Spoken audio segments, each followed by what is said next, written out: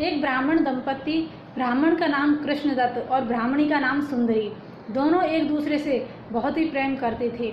उनके प्रेम को देख करके नारद जी को लगा कि इन दोनों को तो प्रभु के भजन में लगाना चाहिए। तो नारद जी आज उनके घर में जाते हैं और जैसे ही घर में गए तो वहाँ ब्राह्मण तो था नहीं, ब्राह्मणी थी। और जैसे ही घर में प्रवेश करते हैं तो ब्राह्मणी उनको प्रणाम करती है, वंदन करती है, उनका स्वागत सत्कार करती है और अपने को धन्य मानती है कि आज साक्षात नारद जी हमारे यहाँ पधारे हैं। तो नारद जी ने उनसे पूछा कि घर में किसकी सेवा है, गोपाल जी की सेवा है या राम जी की, दीक्षा कहाँ से ली, कौन सा मंत्र है, ये सब पूछा। तो उस ब्राह्मणी ने कहा कि ना तो गोपाल जी की सेवा है और ना ही राम जी की, और ना ही मैंने दीक्षा ली है। तब नारद जी को जो उसने पवाया था वह सब बमन कर दिया। कहा कि मैं अदीक्षित के हाथ का तो ग्रहण ही नहीं करता। अब तो ब्राह्मणी चरणों में पड़ गई और बार बार दीन होकर के कहने लगी कि आप ही मुझे दीक्षा प्रदान करें। नारद जी तो आए इसीलिए थे कि इसे प्रभु का बनाकर ही जाएंगे।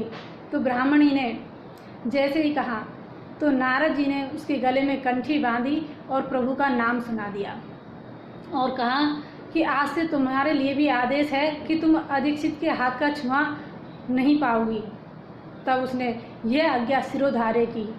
जब ब्राह्मण बाहर से आया, क्योंकि नारद जी तो वहाँ से श्रीमन नारायण करते हुए चले गए, जब ब्राह्मण घर पर आया तो देखा जैसे ही वह जल लेने के लिए घड़े पर गया तो वह पीछे से आवाज़ लगाती है कि आप घड़े को छूना नहीं, मैंने आज ही इसे भरा है। और जैसे ही ये कहा तो स्वयं जाकर के उसने जल दिया और जब ब्राह्मण को भोजन परोसा, ब्राह्मण ने भोजन किया और जो जूठन बची थी वह गाय को डाल दी और वापस चौका लगाया, बर्तन साफ किए, फिर उसने भोजन पाया। जब ये दृश्य देखा तो ब्राह्मण विचार करता है कि ये सब कैसे परिवर्तन हो गया, इतनी सी देर में इसको क्या हो गया, इतनी पवित्रता क्यों। तब ब्राह्मण ने पूछा कि क्या बात है, ये सब क्यों कर रही हो, प्रतिदिन तो तुम मेरा झूठा पाती थी, आज तुमने वो गाय को डाल दिया। कहा कि आज से हम आपके हाथ का कुछ भी नहीं पाएंगे। कहा कि जब तक आप दीक्षा ग्रहण नहीं कर लोगे तब तक हम आपके हाथ का छुआ हुआ कुछ भी ग्रहण नहीं करेंगे। तब ब्राह्मण उस पर झुंझलाया और कहा कि अरे नारद का उपदेश मानकर किसका घर बसा है, तुम उसकी बात मानती हो, मेरी बात नहीं मानती। तब उसको खूब डांटा, लेकिन कहा कि चाहे मार डालो लेकिन मैं अपने इस आदेश पर अड़िग रहूँगी, मैं ये सब नहीं मानूंगी। तब तो ब्राह्मण बार बार जब कहता है तो वह भी अपने गुरुदेव के आदेश पर दृढ़ है कि गुरुदेव कहकर गए हैं कि किसी अदीक्षित के हाथ का खाना नहीं। अब तो ब्राह्मण भी ढीला पड़ गया और कहा कि ठीक है, मैं भी दीक्षा लूँगा। तो उसने नारद जी का स्मरण किया। नारद जी वहाँ प्रकट होते हैं। नारद जी ने कहा कि ठीक है, तुम यहाँ चौका लगाओ और तुम जा कर के स्नान करके आओ, मैं तुम्हें दीक्षा प्रदान करूँगा। जैसे ही ब्राह्मण घर से बाहर जाते हैं और जल्दबाजी में जैसे ही जा रहे थे तो गांव के कुछ लोग उन्हें मिल गए। जब गांव के लोग मिले तो उन्होंने कहा कि अरे इतनी जल्दी जल्दी कहाँ जा रहे हो। कहा कि अरे आज मुझे दीक्षा लेनी है, आज नारद जी हमारे यहाँ पधारे हैं और मैं प्रभु का होने जा रहा हूँ। कहा कि अरे दीक्षा के लिए तो बहुत समय पड़ा है, अभी तो श्राद्ध तर्पण करो, पितृपक्ष चल रहा है, कहाँ इस दीक्षा के चक्कर में पड़ रहे हो। तो वह उन लोगों की बातों में आ गया और बिना स्नान किए ही घर पर आ गया। नारद जी से बोला कि मैं अभी दीक्षा नहीं लूँगा, अक्षय नवमी के दिन ही मैं दीक्षा लूँगा। कहते हैं नारद जी के उपदेश का उसको असर नहीं हुआ, जो लोगों ने कहा उसका असर हो गया।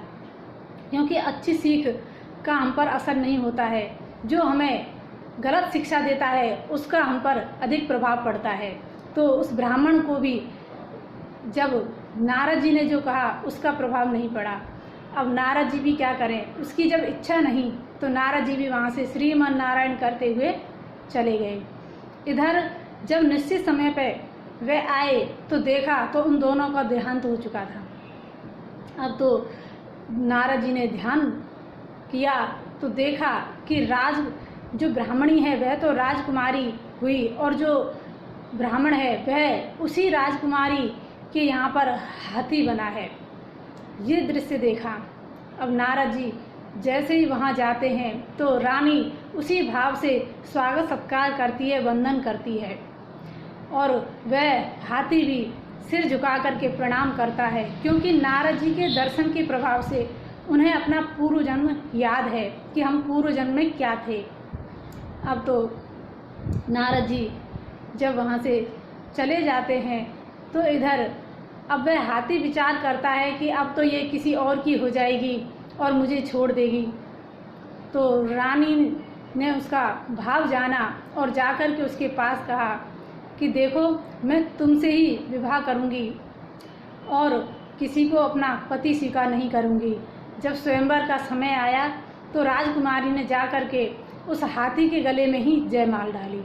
जब ये दृश्य लोगों ने देखा तो उनको लगा कि ये पागल हो गई है, हाथी के गले में ही माला डाल दी।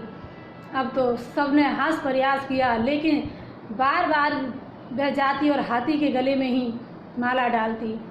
अब तो राजा भी क्या कर सकते हैं, उन्होंने अपने गुरुदेव नारद जी का स्मरण किया और नारद जी वहाँ पुनः प्रकट हुए। नारद जी जब वहाँ आते हैं तो नारद जी से राजकुमारी कहती है कि आप ही कुछ कीजिए। तो हाथी के पास जाकर के कहते हैं कि अब तो दीक्षा ले लो। तब उसने सिर झुका करके प्रणाम किया और अपने उस किए पर पश्चाताप भी किया। तो नारद जी ने जैसे ही प्रभु का नाम कान में सुनाया और अपने हाथ का स्पर्श किया तो वह एक सुंदर दिव्य राजकुमार बनकर के खड़ा हो गया। तो नारद जी की कृपा से वह हाथी एक राजकुमार बनकर के खड़ा हो गया। कहते हैं नारद जी जैसा गुरु मिल जाए तो प्रभु मिलन में देरी नहीं होती। ध्रुव जी 5 वर्ष की अवस्था के थे और जैसे ही उनको प्रभु नाम सुनाया तो वह भी प्रभु की गोद में बैठ गए। तो जहाँ नारद जी चले जाते हैं, जिसको नारद जी के दर्शन हो गए वह प्रभु से दूर फिर कैसे रह सकता है। तो ऐसे संत की कृपा जीव पर होती है और वह जीव को प्रभु को समर्पित कर देते हैं। तो ऐसे संत जन को हम प्रणाम करते हैं। जय श्री कृष्ण।